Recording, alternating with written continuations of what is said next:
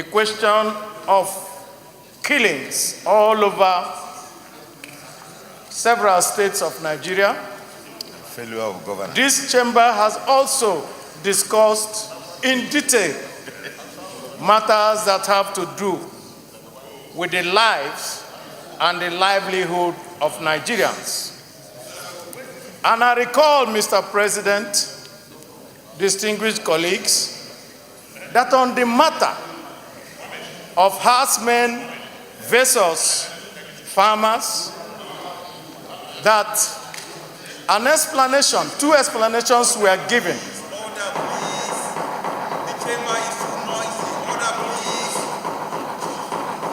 Two explanations were given by highly ranked security personnel in Nigeria.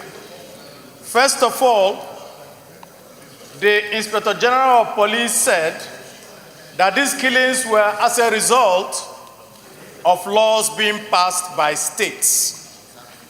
Secondly, the Defense Minister said that these killings were also as a result of the blockage of routes through which these herders were to move their cattle.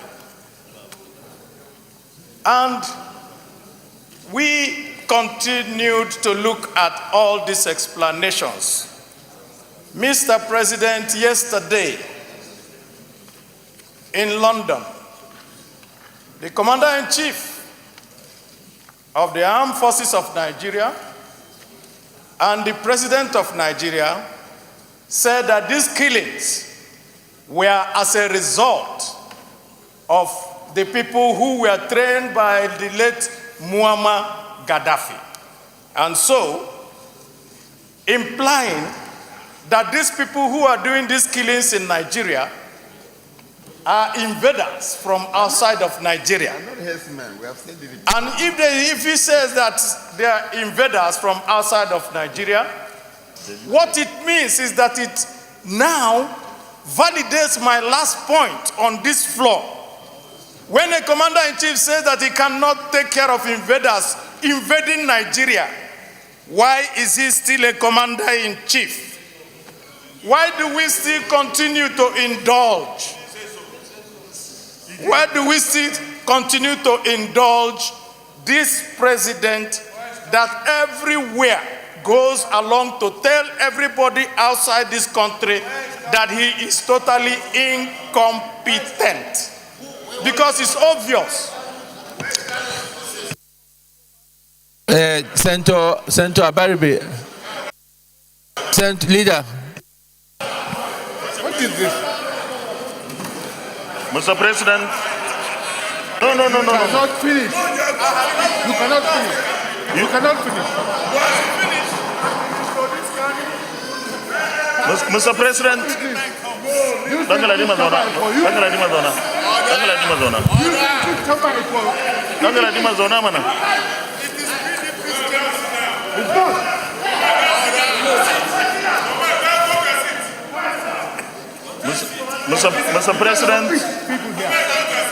Mr. President,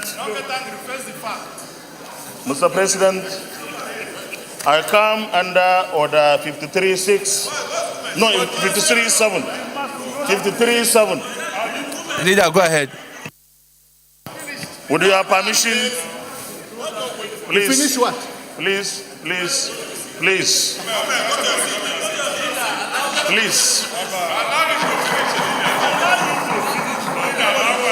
Leader, go ahead. Distinguished colleagues, order 53.7 reads, it shall be out of order to use offensive and insulting language. Mr. President, the President of the Federal Republic of Nigeria is the leader of this country and deserves the respect and courtesy of this chamber and those of us in it. Mr. President, I was once there as an opposition senator. There was never a time that we called the president at that time, who was a PDP president, an insult because this is our institution. And if we don't conduct ourselves with dignity and respect, nobody will respect us. So I want to urge my colleague there to immediately withdraw his statement and apologize. Hold on, and apologize to this chamber. Senator Abaribe.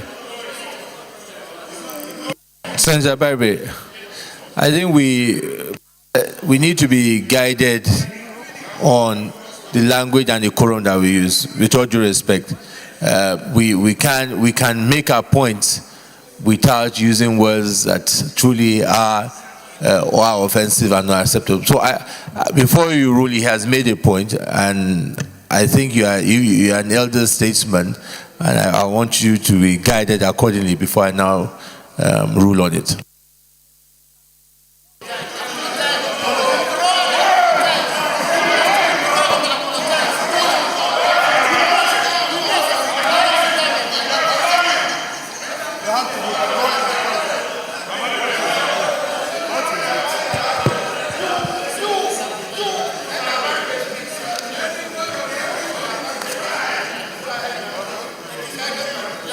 Thank you, Mr. President.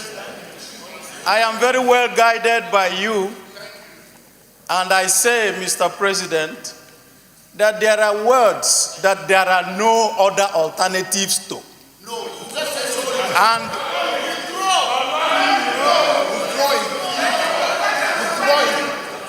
Mr. President, what I did was to interpret the words by Mr. President in London, and I juxtaposed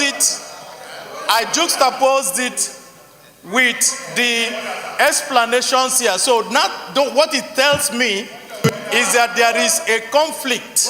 No. Senator Abaribe. Senator Abaribe. Just let me just before. Senator Abaribe,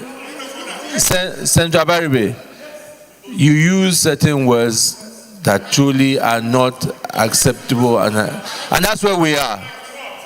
So it's for you. Go on. So I can give you a chance to rather I rule on it.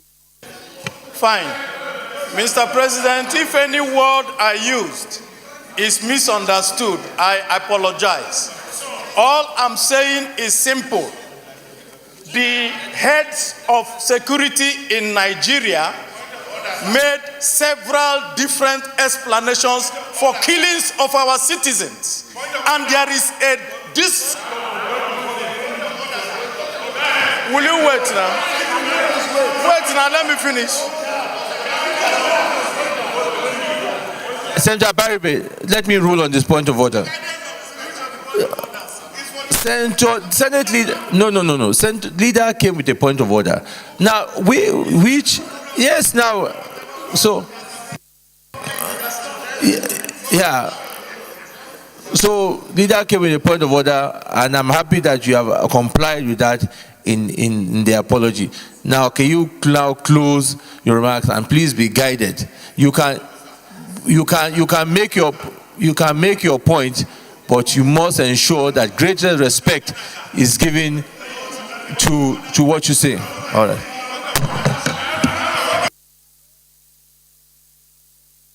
What is your point? Okay, point of order. It's important. That's why we are here. We must guide the Senate. We must be seen to be doing whatever is humanly possible to guide this hallowed chamber. And I'm proceeding under Order 53, Rule 13, and then 54 read together. And with your permission, sir. Go ahead. The conduct of the President, Vice President of the Federal Republic of Nigeria, senators, judges, or the performance of judicial function by other persons shall not be raised except upon a substantive motion. For the purpose of this paragraph, a substantive motion does not include a motion for adjournment. And then 54, sir, says, any senator deviating from the provisions of this rule may be immediately called to order by the president of the Senate or the chairman or by a senator raising on a good point of order. A senator raising to a point of order shall simply direct attention to the point that he desires to bring to the notice and submit to the president of the Senate. This is what he says.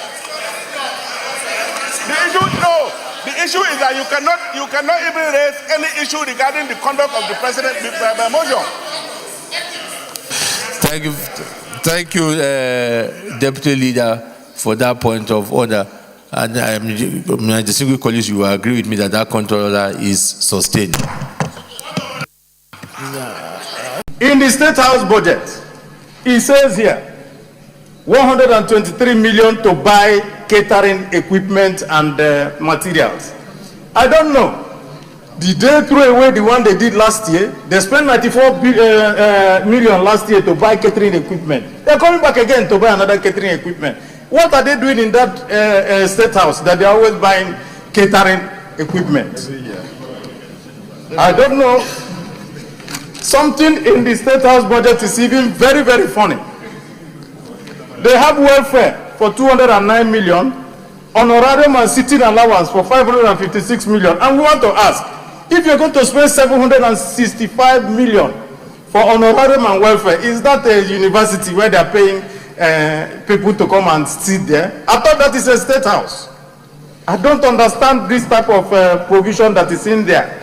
So we must also ask ourselves, for those in that State House who were claiming that we in this National Assembly were buying vehicles, there's a provision for almost, how many? 5 BMW cars.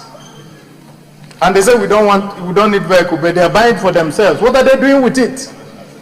Of course, 5 Toyota Land Cruisers. That same place. And we're going around and asking. They're also buying computers and equipment. And we want to ask, every year, this our budget will come with computers. Now we have more than 200 million for computers. All computers, what are they doing with the computers? The one they bought last year, did they throw them away? And so that's why I said that the more things change, the more they look the same.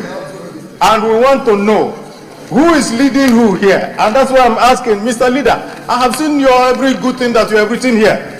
And you have to come back to come and tell Nigerians, this thing that you have written here, that this budget is designed to stimulate. How are you going to stimulate by driving away private sector? You want to borrow 30% of this budget. Who will lend this money to you? And if there's no borrowing, that means that no, this budget will not also be implemented. And so we now come down to the fact of implementation. Of course, if you're unable to get any money, how are you going to implement? And then we're going to end up again coming back next year saying the same thing. And so, Mr. President, distinguished colleagues, I've said again, and let me reiterate, I have seen nothing new in this budget. I have seen exactly the same thing that was happening last year. Thank you, Mr. President. Out in this hallowed chamber. Mr. President, I need to thank you first by ensuring and making sure that you worked with us to put security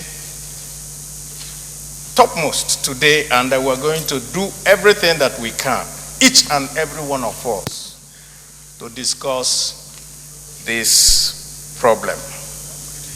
When I was coming, Mr. President, this morning, I saw the newspaper headline of this day. Mr. President, Commander-in-Chief, expresses shock at the level of violent crime. In other words, Mr. President was expressing surprise.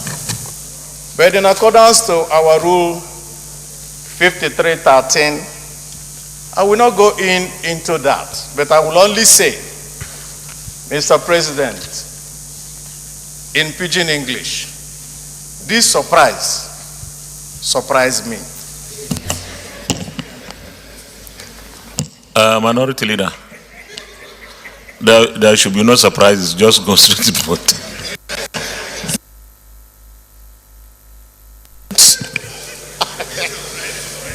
You have told us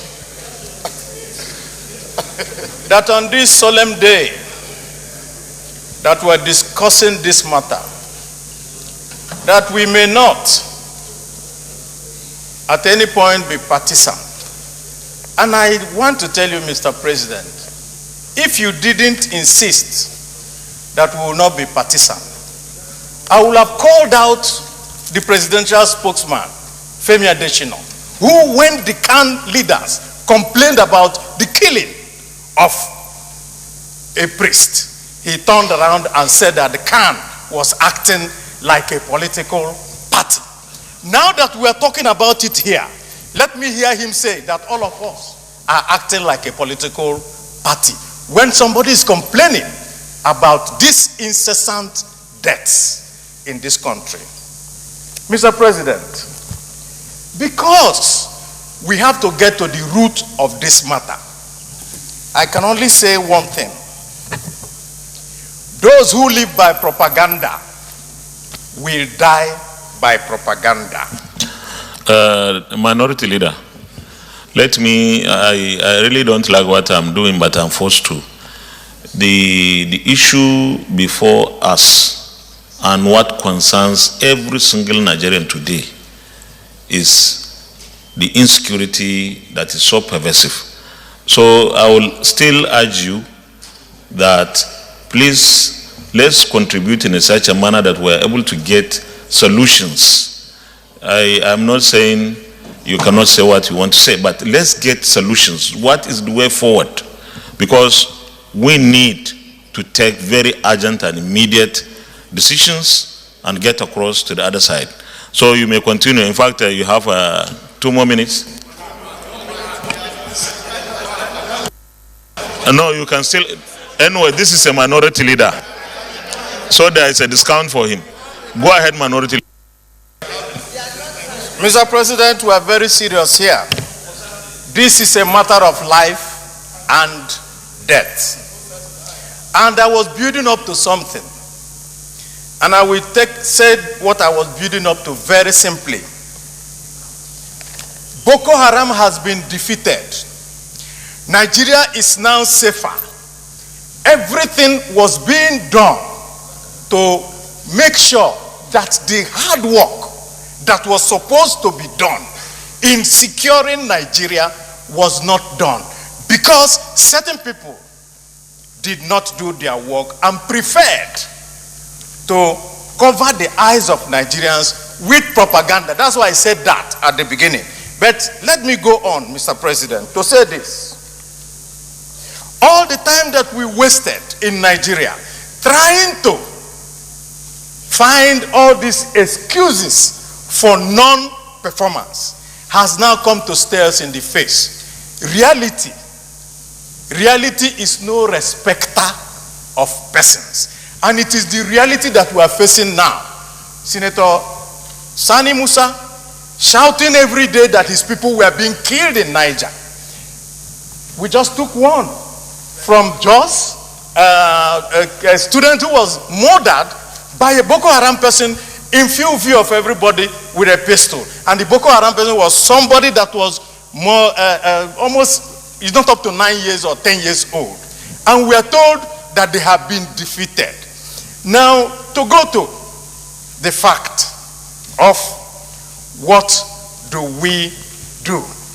Mr. President, we have heard from the newspapers today where you have said and suggested, and they are quoting you to say, oh, well, we are going to call the IG, we are going to talk about the community policing, we are going on that way.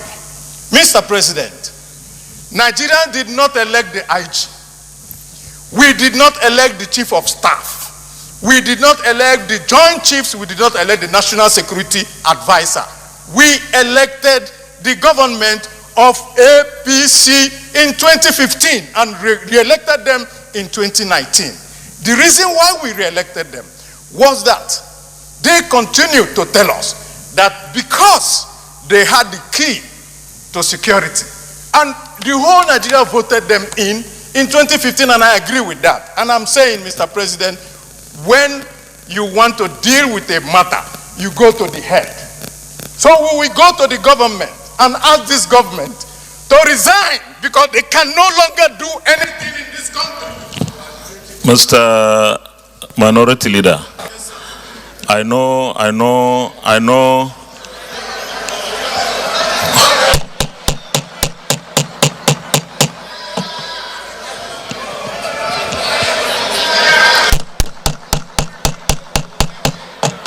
Okay.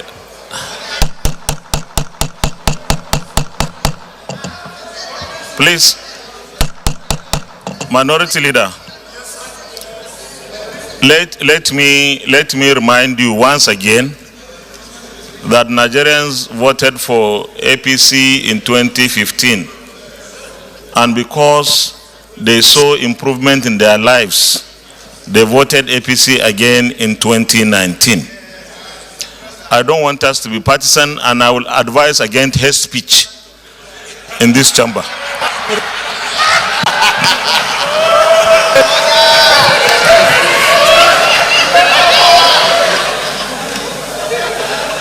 Mr. President, in conclusion, Mr. President, in conclusion, Mr. President, Mr. President, I need your attention. Mr. President, in conclusion, yes, Nigerians voted a government into power. And that government even said, if we don't perform, stone us. We are going with the stones to stone them now because they are no longer. Mr. President, what you want is a solution. We are giving you the solution. I think the timekeeper, the minority leader, distinguished colleagues, the situation in this country is such a serious situation that our debate should be tailored towards ensuring that we are able to get solutions. Senator Abdullah Adamu.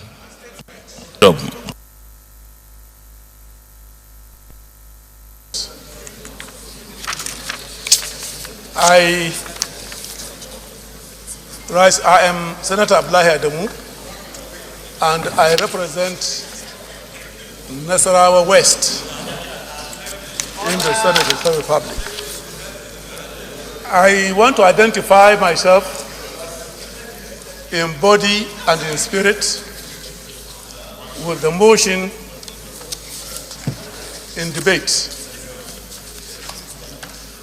There is no doubting the fact, Mr. President, that we do face security challenges in the country.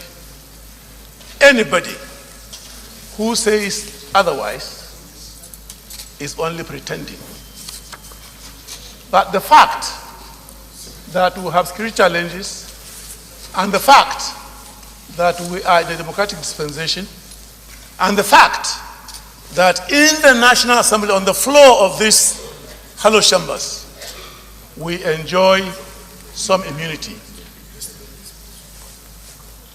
If, Mr. President, we do not approach this debate, if we do not approach this debate with the level of responsibility that it demands, we shall be doing more harm than good to this issue of national security. If we are all to stand up here and talk about campaign pronouncements, manifestos presented by different parties, those accepted and those rejected, like those on the other side of the aisle, we would not have time to discuss what we're here to discuss. The opening salvo opening salvo by the minority leader, where he crash land by saying he is going, they on that side of the aisle are going with stones. Stone, in the spirit in which he made that contribution, is a weapon. We do not want to sit here as elder statesmen and add more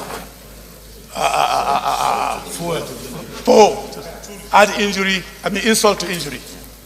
It is not within our duty to do so.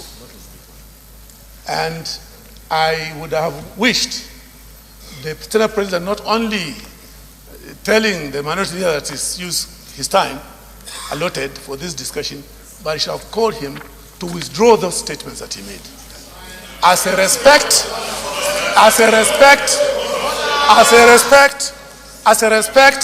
and recognition, and that he is a man of honor to stand by the oath of office he took. Yes, we can criticize government. Even somebody within the ruling party can criticize government. Why there is necessity for doing so? We are mature enough to know that and to accept that.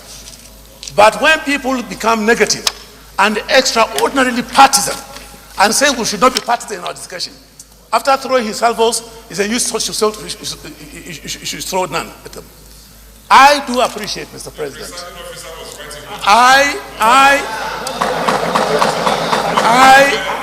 I believe very strongly that we do have security challenges.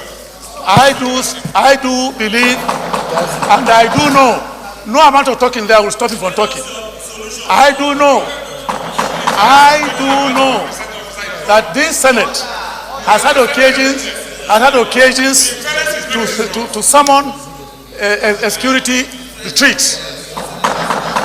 I have no objection whatsoever that the intention of this motion to get us to discuss in full the implication of what we are in and how best we get out of it, so that we can at the end of the day make submissions to the executive to take necessary actions for this.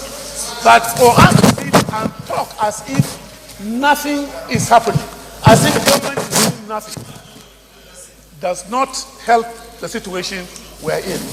I believe that if government agencies have not been able to get us to the promised land, we should try to go into the nitty-gritties of what is their problem. How do we help to resolve those problems as Parliament, instead of just outright condemnation and seeing nothing good and throwing or wanting to throw a baby with the dirty water? I believe that the debate is well-founded, the motion is well-founded, I support it, and I do want to appeal to our very dear colleagues that we restrict ourselves to what will help the nation and not what will divide the nation. Thank you very much. Say this, and it's an appeal. This is the Senate of the Federal Republic of Nigeria. People are losing their lives. Nobody is happy. No matter what, we are going to debate this motion. Because it's our responsibility. We owe Nigerians to discuss this, debate it, come up with the solutions. So please, distinguished colleagues, we may have different platforms, but we should remember that what we're discussing is Nigeria.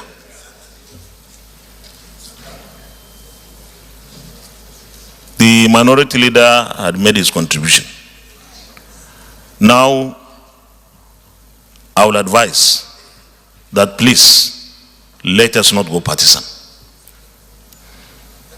When the Boko Haram or bandits will kill or abduct people, they don't ask about their political parties.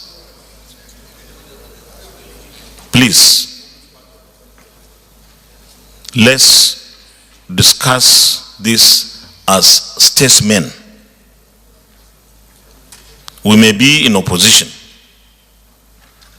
but what Nigerians expect today is not what we say in a partisan manner, but what we say in such a constructive way to get this ugly and unacceptable situation resolved. We just have to do this. So please, with this plea, I want to invite the DSP to make his contribution, and thereafter Senator Alero.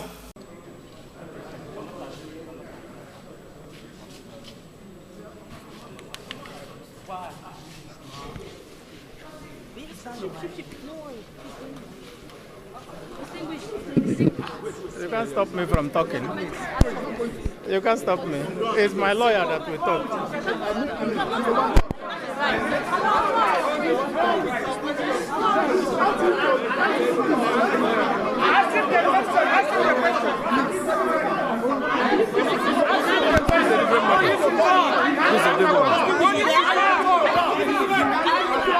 This is a different matter. This is a different matter. This is a different matter.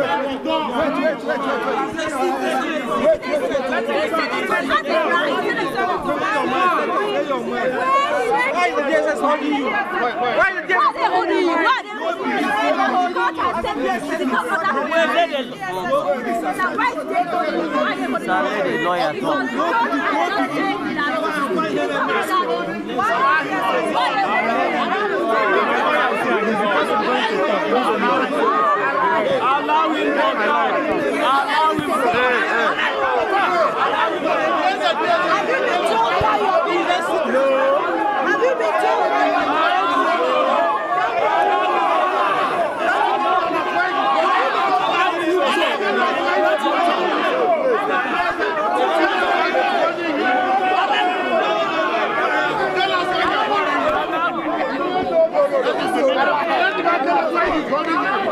He has to tell us why he's holding him.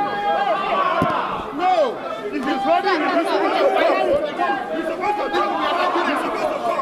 He's talking about why he's holding him.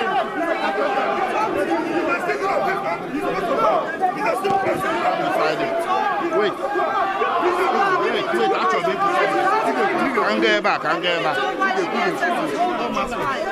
know, I'm not worried.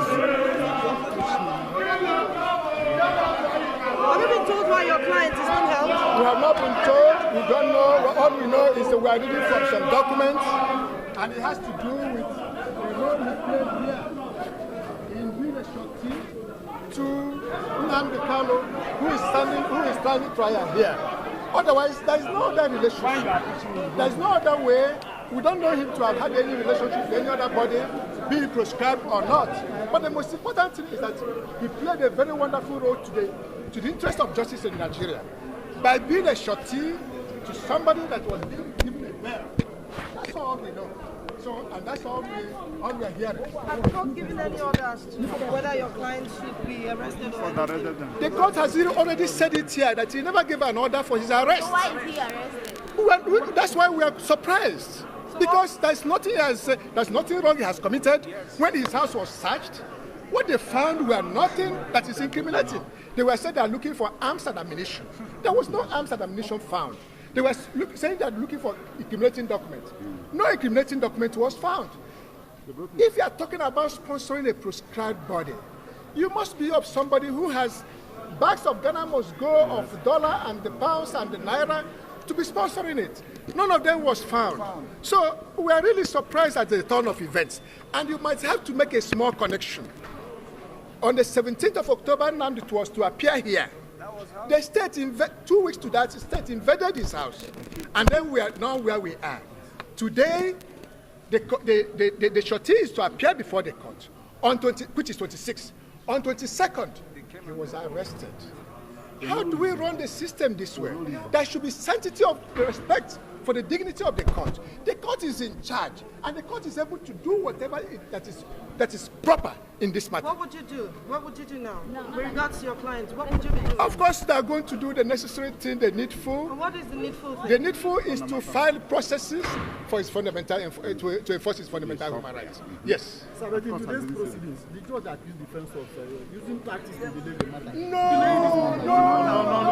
No, you didn't get it right. No. One, What can you be doing when your client is incarcerated? What can you be doing? So we have shown how one of the councils had to work for him by himself to the office of Attorney General to get the order. Is that a way to delay? If we had wanted, we sit down, and there is many more issues. Personal service that is required, we don't know whether it's been met up. And most importantly, the document that is served doesn't meet the requirements. It's not just a matter of getting a court order. The law requires some other processes to undergo. There are certain other things that are to be attached. This is what we are telling the court, that these things are not here. And when they are not here, it means they are not obtained through the due process. Are not being obtained through the process. You cannot use it to go and ask somebody to forfeit 100 million naira or to go to jail. This is very, very fundamental. But we won't have to ask, why are all these things happening this way? Is it that the state does not have confidence in the court? Or what? Why is the state taking the law into their hands?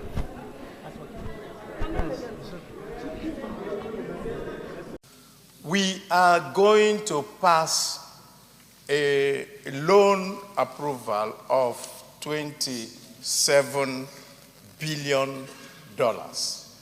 And we, who are going to pay back that, are making efforts to make sure that this is clarified to other people. And Mr. President, you are not giving us the privilege to make our points known and come across. And we don't see anything that is so difficult for us. Where is your privilege? Just you cited which privilege of yours was not given to you. My privilege, Mr. President, I was calling for point of order to point out this thing to you.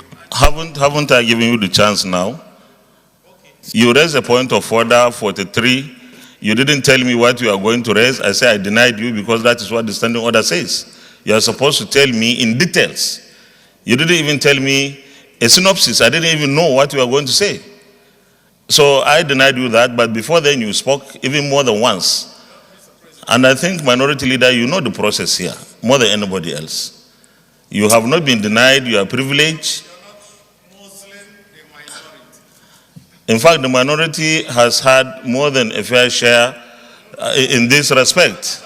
And what all I wanted to point out, which we are finding out on this floor, that you don't want us to do, is that we are saying that there are some aspects of this loan that we must have to vote on to decide whether they are in our interest or not. And the Senate leader had even confirmed with me and said that all he wants also, and he's right here, you can find out from him, that we accept the ones that we raise our economy. We have some issues with certain things inside here. The reason why reports of committees come to the General House is so that we can make our inputs into those things. Now, we want to make our input and we're being shut out. We're just being told either pass or not pass. And I think that that is not very, very good for the economy of this. Minority Leader, I don't want the discussion on this loan to degenerate into partisanship. Please. We shouldn't degenerate it into partisanship. This is for our country, for our people. And I want to say that you raise your hand. I recognize you in almost all the two cases you raise your hands. The only one I denied you was when you came under 43. And under 25, our standing order 25, H. I interpret the rules. My understanding was you are supposed to have at least intimated me of what you are going to say. And that was how I ruled. It was not any effort to muzzle you. So there is nothing wrong in voting against whatever you don't want. Nobody is saying you shouldn't do that. And if you have an explanation that will guide us, we have taken so much explanations from our colleagues that will guide us to process this report. So we don't have to degenerate it into partisanship. I think we have come a long way.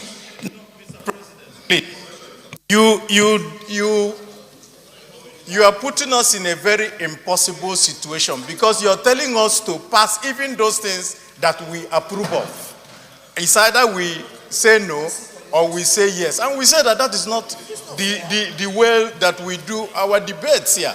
We must look at each item and decide whether each item will go or not go. This is also about Nigeria. It has nothing to do with partisanship. Actually, if you want to talk about partisanship, some of our colleagues here have also complained that this is lopsided in one section of this country. And we didn't want to make an issue of it.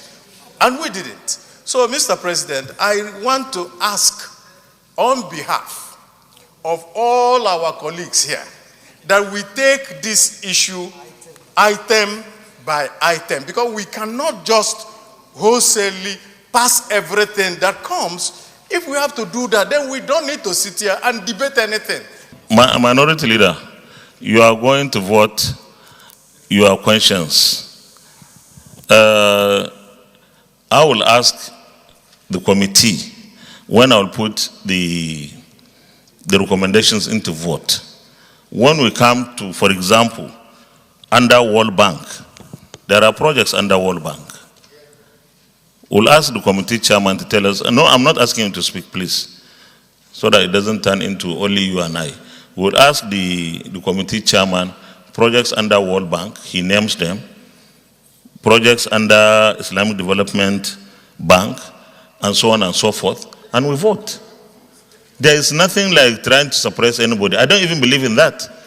In fact, it would be unfair for you to accuse me of suppressing the minority. You are behaving like a majority. Everybody here is just listening to you. My very distinguished colleagues, I agree with Senator Jibrin Barau that states that have done the work of the federal government should be paid. I agree entirely. But the witch cries in the night and the child dies in the morning. Who does not know that it is that witch? On Saturday, there is going to be an election in this same Kogi state, and money is going to them today. Distinguished colleagues, please let's listen to the minority leader, just like he listened to Senator Barrow. Minority leader, you are very, very well protected. Thank you, Mr. President. I'm always protected inside this chamber.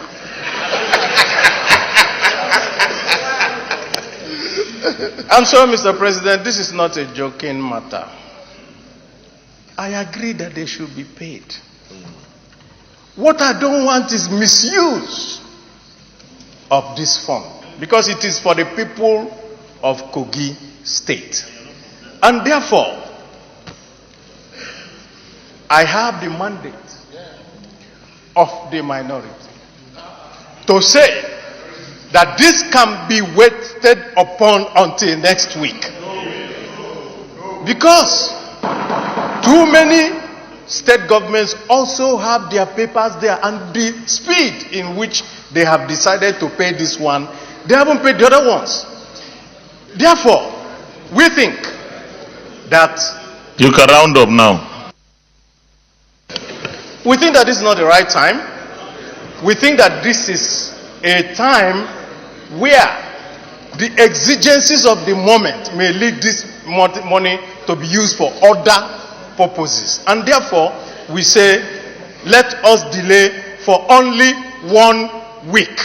After the election on Saturday, then they can get their money. Yes. All right, distinguished colleagues, please, just listen, please. Just listen. Kogi State applied for this in the last Senate with all other states. Just listen, please. And all the states that applied were approved here by the National Senate and paid. You know, no. It's not PDP. Excuse me, please. Minority leader. This witch that you say cried last night. You know, ghost time is always the best. Kogi was not approved at that time. Now, no. Now, we as a Senate, the 9th Senate, has seen the necessity and is trying to do justice. That we are approving this thing is just a coincidence that there will be elections in Kogi. So there is no, excuse me please, excuse me, we listen to you. Just, no, I don't need information, I've had enough. You see, we have done justice to others and we have to do justice to Kogi State. It doesn't matter when this justice is coming. This justice has to be done. And I'm sure that when you turn to our colleagues in the minority and said on behalf of them that we shouldn't approve of this, you didn't mean that we shouldn't approve the recommendations of our committee on foreign loan and debt. Therefore, I will put the question, and please, minority leader, I want to hear your voice going for this thing. So I will put the recommendation to vote.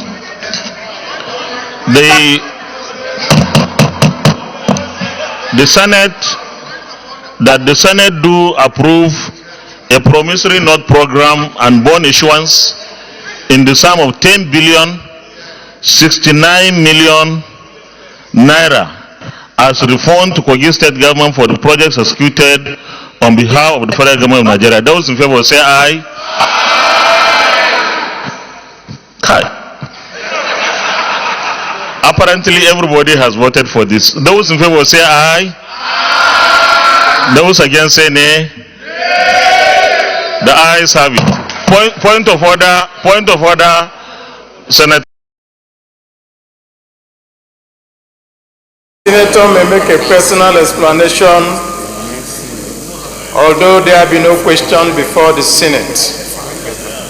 But no controversial matter may be brought forward, nor may debate arise upon the explanation. The terms of the proposed statement shall be submitted in detail to the President of the Senate when his leave to make it is sought. Mr. President, distinguished colleagues, I have been deluged by Nigerians and especially my colleagues who have been very worried about the reports that came up regarding my arrest by men of the DSS. So today, Mr. President, I crave your indulgence and of those of my colleagues to state that yes, number one, on Friday, the 22nd of June, I was arrested at the gate of the Hilton Hotel while the International Press Institute Congress was going on. I was taken to the office of the DSS by 11:30 in the morning, and subsequently by 5 p.m. I was taken to my house for a search of my residence. When we got to my house, that was the point at which I was now formally informed of why I was arrested, because the search warrant that was used stated clearly that I'm being accused of aiding and sponsoring a proscribed organization, IPOB. And so that the search of my house was to look for evidence of such.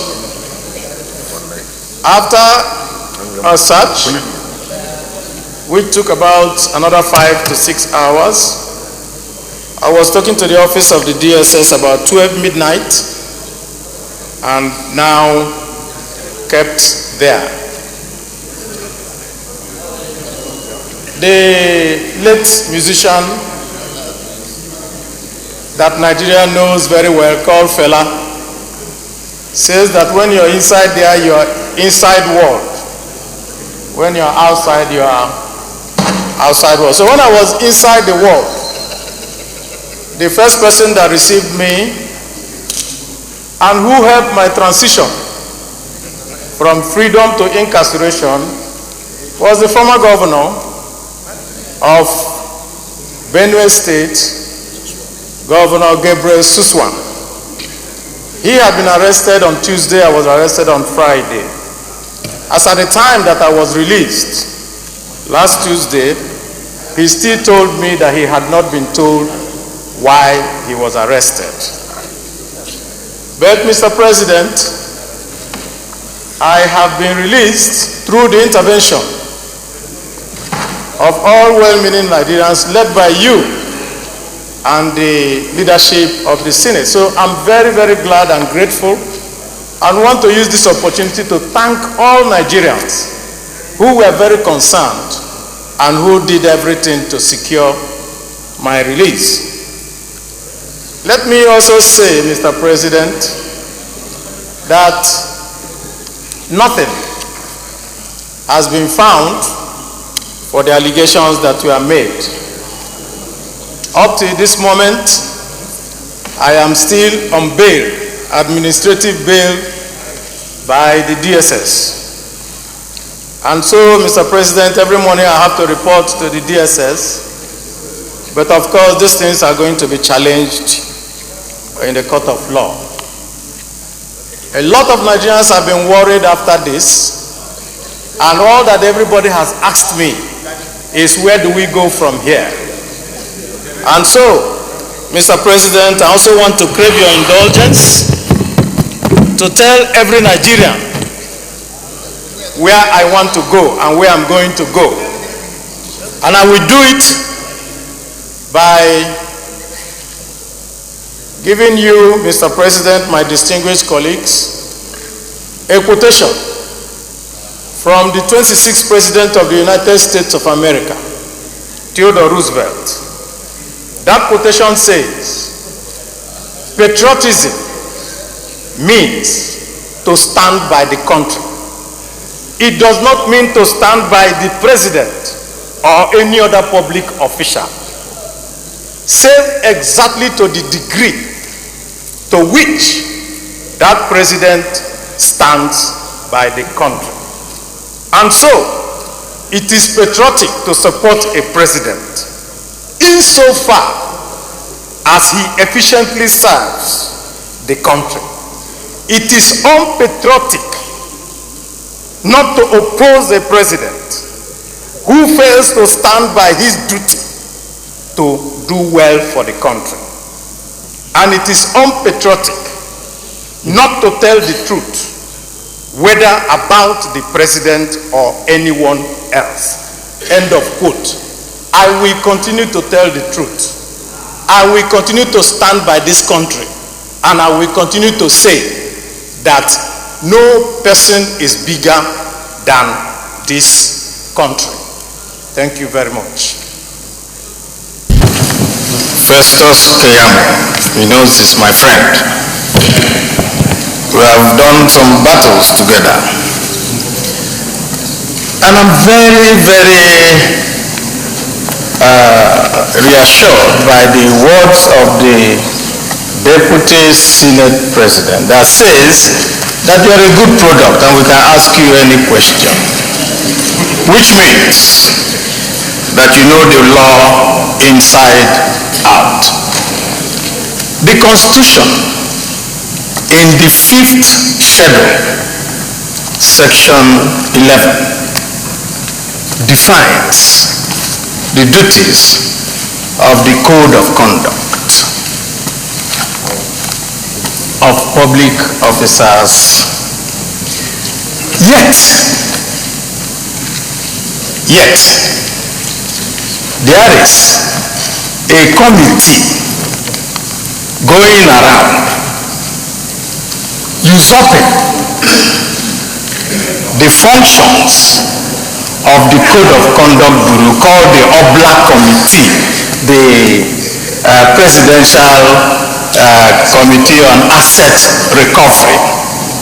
Tell us and tell Nigerians, as a promoter and a defender of the law that you have said, why you have not defended all these people that have been illegally asked by a committee to come and give asset account or whatever to them, because that committee is not in this constitution. And I know you will do justice to this. Question hasn't been answered. Should I? Yes. 2 minutes. 2 minutes. No, you answer. 2 minutes, yes. Thank you very much. I ask you that question.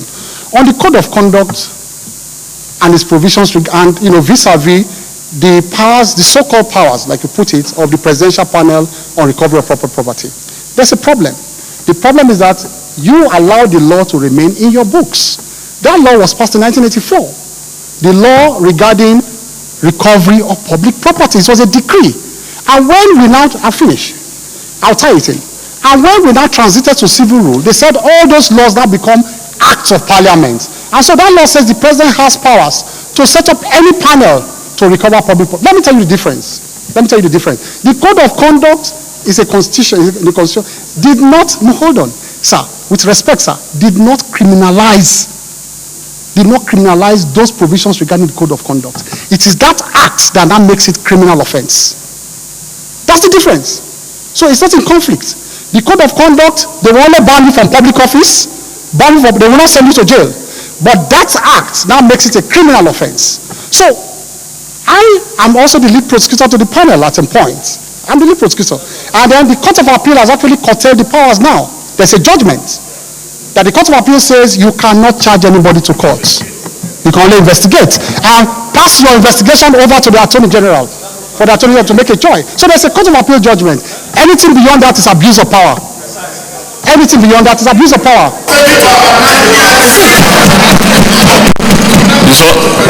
I restricted us to 2 questions, but I will just take 1 question, very small one, and then an advice. My question is on the philosophy of the Supreme Court. My Lord, in 2018, Akeredolu versus Abraham, I can quote the Supreme Court, if you permit me. The Supreme Court said, technicality in the administration of justice shuts out justice. And went further to say that it is therefore better to have a case heard and determined on its merits than to leave the court with the shield of victory obtained on mere technicality. This Supreme Court. So we're very happy with that.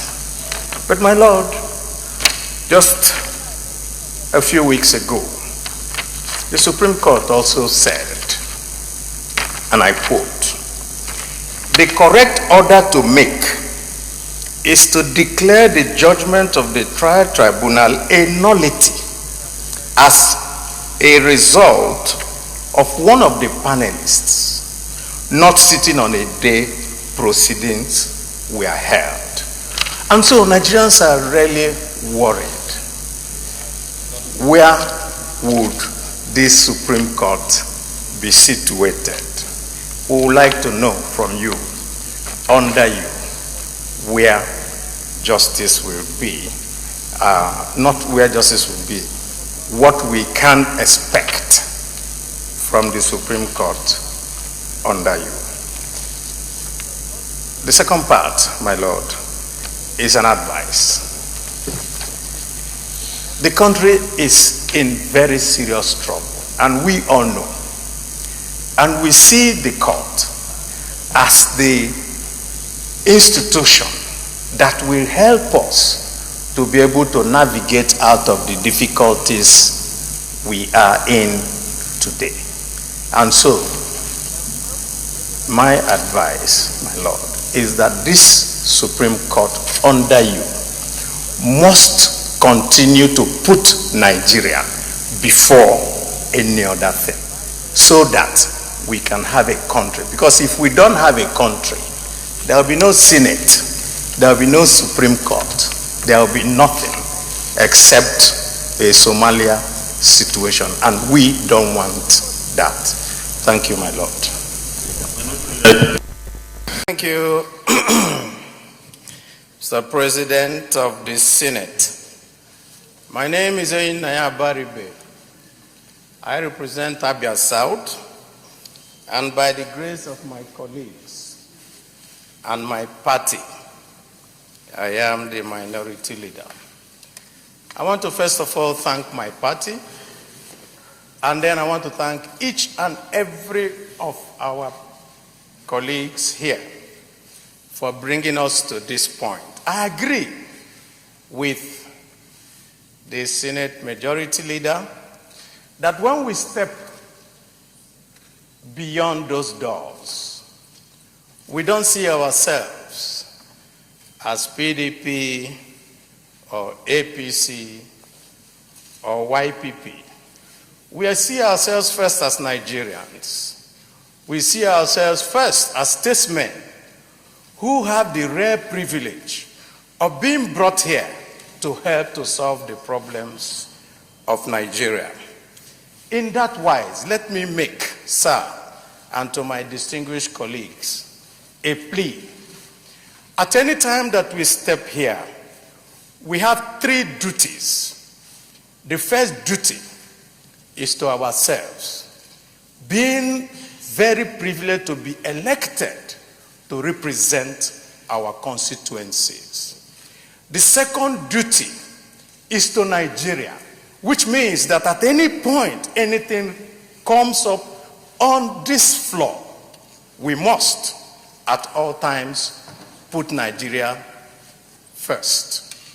And thirdly, and finally, the third duty we have is a duty to God that has made this place the country for each and every one of us. And if we can do that, then I do not think that there is any problem that we cannot resolve on this floor.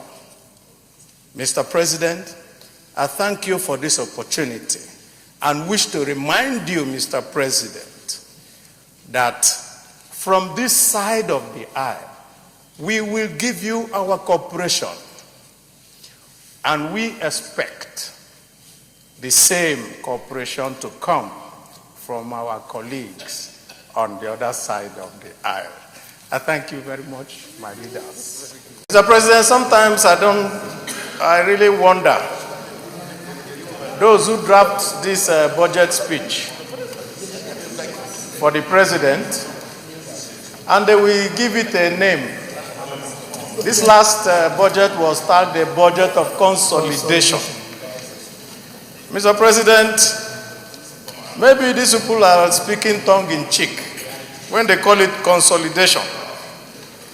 With debt service, a total debt service in the budget of 25.7%, and the capital budget at 23%. It means, Mr. President, that we are actually paying more debt than even developing the country. So when they talk about a budget of consolidation, what they're talking about is consolidating poverty. And I don't think that that is what this country needs at this time. So in my opinion, Mr. President, This is a budget of impossibilities. It's just impracticable. They can't do anything with this budget. And from what we can see here, Mr. President, out of every 1 naira that this government earns, they pay out 68 kobo.